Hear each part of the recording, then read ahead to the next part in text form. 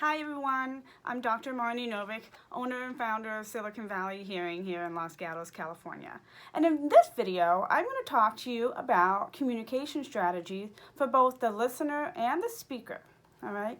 So when I fit hearing aids on my patients, one of the biggest things that I repeatedly counsel my patients about and their spouses or family members is about successful communication strategies to be used in the home, in the car, or out and about in a noisy world where there's a lot of competing talkers.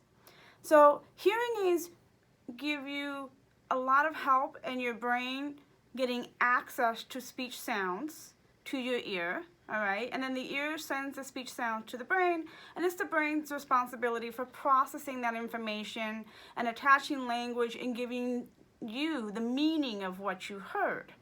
But successful communication requires a few things that needs to be practiced and followed. So for the speaker, I encourage patients, and I kind of give this out to my patients now when I fit hearing aids with them. For the speaker, it's really critical to get someone's attention first because the act of listening requires attention. You can simply call their name, tap their shoulder, tap their knee, and get their attention, and then start the conversation. Another strategy that's very important is to slow down the rate of your speech and enunciate the words that you're saying. And you don't need to sound robotic like this. You just need to slow it down. So on my pamphlet, reduce speed ahead. Slower talking often allows the listener's brain to process what was heard. Louder talking or loud speech can often distort what was heard. The next thing is very important for both the listener and the speaker is to be making sure that you're having face-to-face contact. Communication is not successful when the spouse or the listener is in another room. Not all the speech sounds will make it to the other room, okay?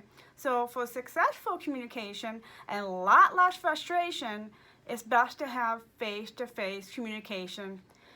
Another reason that's good to have face-to-face communication is because you're able to see the visual cues off the face, lip reading, and body language and facial expression also help to convey the message that we're trying to express. Lastly, you need to be realistic about how the conversation is going and how the communication message is being transmitted across to the listener.